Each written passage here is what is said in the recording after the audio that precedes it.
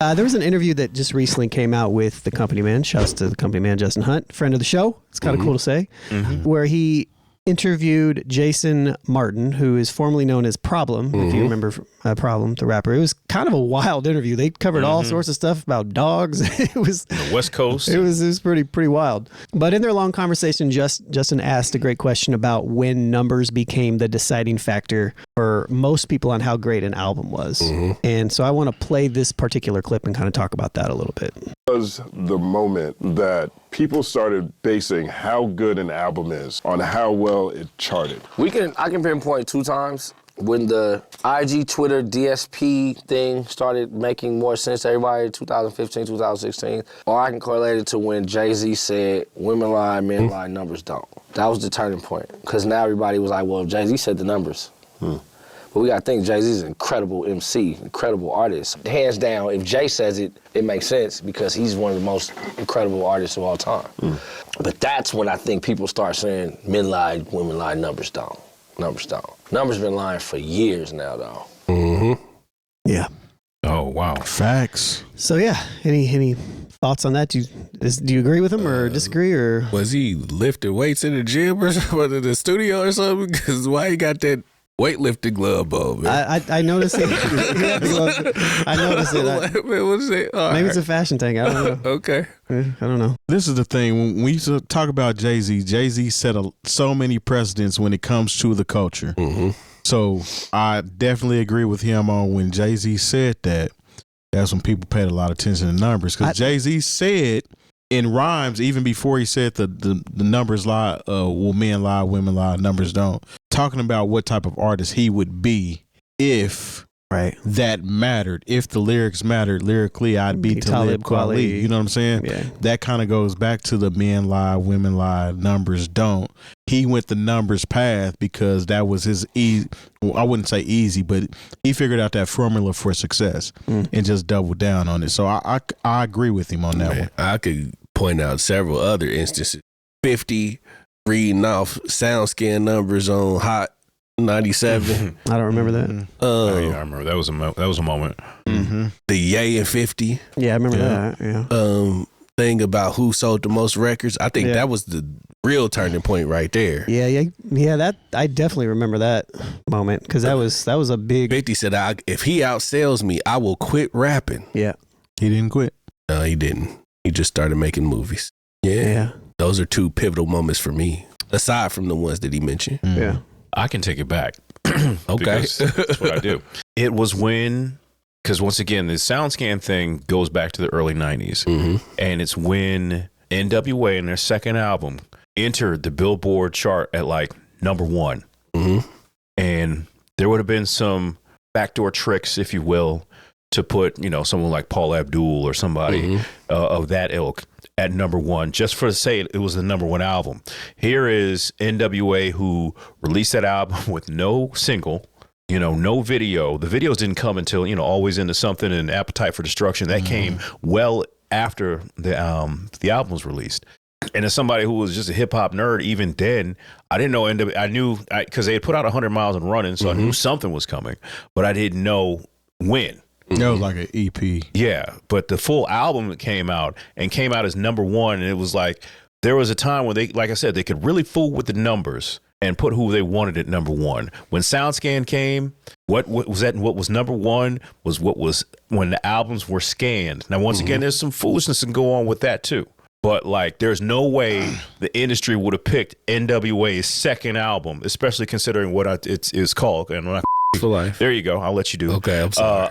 Or Eiffel lagging. Yeah, because it was on there, backwards. Yeah. They were not going to pick that album to be #1 and say, okay, this, because then all of a sudden, this is when rap albums started showing up at #1 because there was always something that kept rap albums from being #1. They would always, it would always be some pop group or some this, that, and the third, So that's when SoundScan took away all the tricks.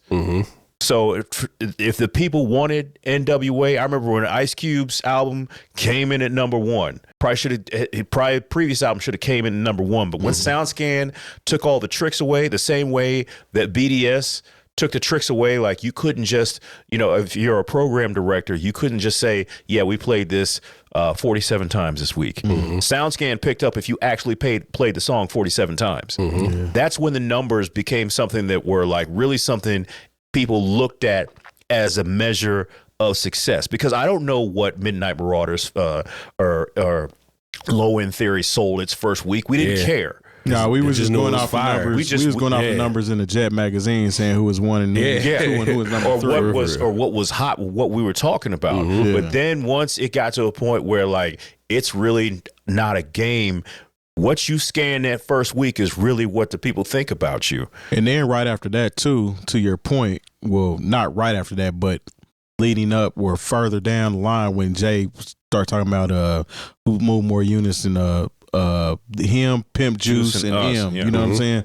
So and he's number 3 in that pecking order. Yeah, they were literally shipping out platinum to the stores for that weekend. So they had garnered that I'm gonna go platinum in 2 days. So y'all can go ahead and send my plaque based off of them numbers. And it was just like, so the big thing was to go platinum immediately. In early 2000s? Was that what it was? Yeah, early 2000s. It was always, I remember the Most Def, the first Black on Both Sides album, and it said in the advertisement, shipping gold. Yeah. That just meant there was 500,000 at the store. I see. And so I saw an interview with Young MC, which was actually, someone from that era who wrote those songs and did what he did. It was actually really interesting. And he said, look, had my song been out in the SoundScan era, Bust a Move would have definitely been number 1. You know what I'm saying? But there was, Delicious Vinyl was an independent label, so what we scanned didn't always figure out to, but when I saw what we sold and the amount of time we sold it, we were beating everybody. But it just was a thing where like everything was still done on spreadsheets and sent in through fax machines. And so like the information moves slower. So, and once again, we're a smaller label. We don't have a certain level of influence. So once the SoundScan era started, that's when people started really looking at what are the first, you didn't hear about the first week numbers of, Nation of Millions. Well, you didn't even care. That's the whole thing. Like it's almost like the credibility went to just the numbers versus the quality of the project. Like you talked about Tribe Called Quest. Everybody knows how many people Tribe Called Quest influenced as far as musically. But when you talk about them, you don't talk about how many records they sold. You talk about the musical impact that they had. A lot of the success just went to how many am I selling? I'm popular now. A lot of the hip hop became popular music. You know what I'm saying? So that's kind of what I was going to ask. I was like, so I think you articulated that great about when that potentially actually happened. But is that also the same time that the people grasped on that were fans of hip hop that also made that switch, or did that come later? I think what really the week it really hit is when it was like that month or a couple weeks where it was like Lauryn Hill came out, and then Jay-Z came out, and Outkast came out, and then Corrupt came out. And then that's when everybody really started looking, was that 98? And then like all of a sudden it's like, who fell in what position? And then I remember there was another time, I think in that winter, maybe this year before, a year after, it was like Whitney Houston came out, and Seal came out, and Method Man came out. I think that was 99. And then it was like, oh, we really wanted to know what these numbers were so we knew how to feel about the performance of these records. And like, honestly, I think that's hurt us in a way, even when we talk about equivalent units sold, like what does that even really mean, at this point? And so it's like, oh, people talking about, oh, I remember, what's it, Sweetie? They're talking about, oh, only 14,000 people bought a record. I don't know if that's the exact number. And it's like, how you have 7 million fans and you only sold 14 million records. And it's like, this is a way for 14,000. 14,000. Yeah. And you gave her a lot of bail there. Yeah. And it's a way for almost people who, it's ammunition for people who want to say, oh, this person isn't as important as you think they are because they only sold this many amount of records. And that's why and I hate to bring it back to Drake, but that's why he feels like he's Michael Jackson status. Because whenever you equate Michael Jackson was by far one of the best performers ever. but he also sold the most records of all time and had the most hit records of all time. So Drake, just because he feels like he's entered a lot of records into this system and has a lot of hits, just because you have more hits than Michael Jackson does not put you on his level by far. All right. So with that being said, you just mentioned Drake. At what point did you start realizing like something is not right with these numbers? I never thought talking about that. with Drake. No, just period. Just like, period? Like, because, all right, I'll tell you when stuff started seeming fishy to me. I think it was the Carter 2. Was it the Carter 2 that when Wayne dropped the Carter 2 and it went platinum in a day? That's Carter 3. Carter 3, yeah, it sold 1 million copies in a day. I was like, That was their first week's. That was the first week SoundScan. Yeah. It sold 1 million copies. I was like, man, something ain't right about that. I don't know. That first single it off made that sense. album was It made sense. Yeah. It didn't. Just to me. like when Eminem did like 1-3. Yeah, It made sense. At that time, it did not make sense to me, man. Just because, like, did you hear back in the day about record labels purchasing their own albums? Yes. So that's when I was like, Oh, this is a thing. yeah, They used to there was a thing called like just scanning records and like they were called punch out. Like if you've ever gone to like a used CD store and you see like a CD and it's got a hole punch through the barcode, like that's when that's a clue to the foolishness. Okay, that was something that was scanned but wasn't actually sold. Yeah, so there's that goes on, but once again, if you're not a part of a big enough machine, you can't. They're not gonna do so that. that's just the label doing that. Yes. So that's that, and I feel that way. I've been feeling that way for quite some time about these streaming farms, et cetera, where you tell me that That's the new Punch Out. Yeah, well, you tell me that Drake's album, it just came out today and it streamed over 5 billion times. Right. What? Well, okay, say there's 15 songs on the album. I don't know what the actual numbers are, but Yeah, 5 billion times. Is that Okay, now that's a lot. Is that like hyperbole or like is that like Yeah, I think that's a little extra. Yeah, because he has songs that have, like I saw somebody get a plaque, for 4 billion streams. That was Big Boy and Outkast. The thing is, well, it might not be that, but it's breaking records. It's breaking streaming records. You know what I mean? Like he'll release an album, and then every album he's released in the last 2 to 3 cycles, it's broken some type of streaming record. You know what I mean? And I'm like, man, these albums aren't that good. Well, also people like us and people who are on the internet, like it sounds messed up, but there are people who are not Drake fans that will listen just so they could hate properly. I understand that, but it's still enough. There's still a lot of streams. Yeah, I still don't think that's enough people to break a streaming record. That's why. That's the thing about actually. So that's where we get the gift and the curse as far as buying these albums or scanning these albums. Because would this same thing be happening if we were counting on people buying these albums? Would he be this big star? No, because I'm not going to buy a Drake album I could get on here and hate it. No, that's not. And not when I say hate, like I say that the same way. There are people who do that with Jay-Z. Like, because the people who claim that they do not like Jay-Z, they got a microscope with that Jay-Z album and sitting there going over the lyrics and the beats and the metaphors and similes because they want to be able to hate it in a way that makes sense. Let's not say hate and say criticize. Okay, criticize. Because criticism hate, is considered hate these days. Because there's going to be people who maybe to the consumer. There are going to be people who hear what you said about Dr. Dre to the artist. And be like, oh, he hating. Yeah. Oh yeah, I don't care. Yeah. Hey, I don't care. It is what it is. You know what I'm saying? It's I'm just speaking my opinion. You do not have to agree. Yeah. But I must respect you and you must respect me. Yeah. I think with everything you guys said, I kind of agree in general, like with the timeline. I'd never thought about what you mentioned with the SoundScan. I was going to correlate everything to essentially like when commerce became extremely relevant in hip hop and the capitalist element really kind of, but because it's really kind of a thing. Oh, here we go again. But I'm not going to go down that route. But I think like there's like different phases of it because I feel like it's almost like 2 versions of it. I feel like there's like that, and then there's when streaming happened as well. Mm-hmm. You brought up a really good question, Byron, about when was the first time you kind of noticed that the streaming numbers were like kind of crazy. And I feel like I've always known that the streaming numbers were questionable. Mm-hmm. Like ever since the very, very beginning, I've never trusted it at all. Mm-hmm. And it's just, it's very interesting. Yeah, I guess I don't really have anything else to say about that. Well, and this is the thing. I want, anybody who's younger and who's only grown up in the streaming and SoundScan era, when they say, and this is no disrespect to anybody, when they say Nicki Minaj has more, Billboard hits than Aretha Franklin, you got to understand, because of how streaming works, in a way, it's almost democratized the charts in a way that's just, didn't make sense to people who come from a different era.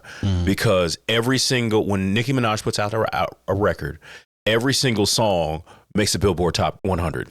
And there's some that, just like when Kendrick had 5-6 songs in the top 100. Aretha Franklin didn't have that opportunity. Right. She would put out an album, they put out a single. That would be, if that happened during the Michael Jackson Thriller days, he would have been 9 for 9 on number one songs. Come on. Okay? That's just how that would have worked. So, I mean, it's just like eras in the NBA, when you could hand check, or when in the NFL, when the passing rules and what you could do at the line of scrimmage with the defensive backs, you can't really compare eras, and that's not fair to do. This, like, once again, technically, yes, Nicki Minaj has more hit songs than Aretha Franklin, and Katy Perry has more hit songs than Michael Jackson, but that's just because they get this chart every single song, when in that era, past era, you only got to chart the songs that were released by your record company as singles. It kind of goes to, I'm gonna this word up, the devaluation. Just devalue? Yeah, the devalue of music, man. Oh, de-evolution?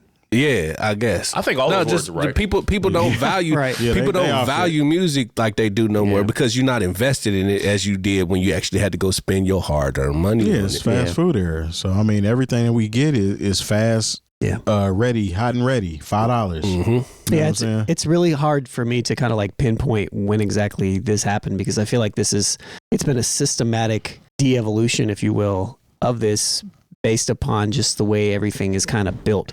Right. When art turns into commerce, I mean, it's just what it is. It's just like, you just have to follow the money in that aspect. And so when everybody is chasing numbers and chasing money, you just have to follow when that became really a thing. This is a hard thing to answer for me specifically, because I still don't do things this way. I don't think anybody here really does. I don't value, like, Below the Heavens is one of the greatest albums ever. The Minstrel Show is one of the greatest albums ever. Like, these are albums that the Minstrel Show flopped. Big time. You know what I mean? Like, Little Brother is one of the most impactful groups of the 2000s. Big time. But, you wouldn't consider them a financial, commercial success by any means, So I think it depends on, like, it's an interesting conversation to have. It's a hard conversation to have for me, because I never look at it intentionally from that angle. So, and just one more example, just if you don't understand really what the democratization of these charts and how things move and scans and streams, that's how Mariah Carey has a number one song every Christmas. Every single year. Because before there was streaming, her song might have got played enough on certain Christmas channels that were about to flip formats to where it might creep back in the top 100, but it wasn't going to number one. That's how Peggy Lee, Rocking Around the Christmas Tree, and Mariah Carey, All I Want for Christmas, are battling with all the new songs with Shabuzi and Kendrick Lamar. That's how that works. Was she 13 years old when she made that song? Or wait, No. She wasn't even out when she was 13. I'm talking about Brenda Lee. I don't know. Or what was the Christmas song that she has? Everyone was rocking around. Who sang? That's Brenda Lee. That is Brenda. Yeah. Front teeth. I heard she was 13 when she recorded that. No, she don't sound like it. She sounds very. No, she sounds like she's old and she smokes cigarettes. Yeah. But like, it's just what it is. Look, it was 13. She's probably smoking cigarettes. This is back in the day. I know, but Monica sounded a lot older than she did. Like, if you listen to some of them records, Monica didn't sound like she was like 14, because of them white shoes they made her wear. That's probably part of it. They made her wear those head of the usher board sandals, and that's why she sounded like that. She had the voice like she had been cheated on at least. Oh 10 yeah, times. she had been through something. Yeah, at least that's how the music sounded.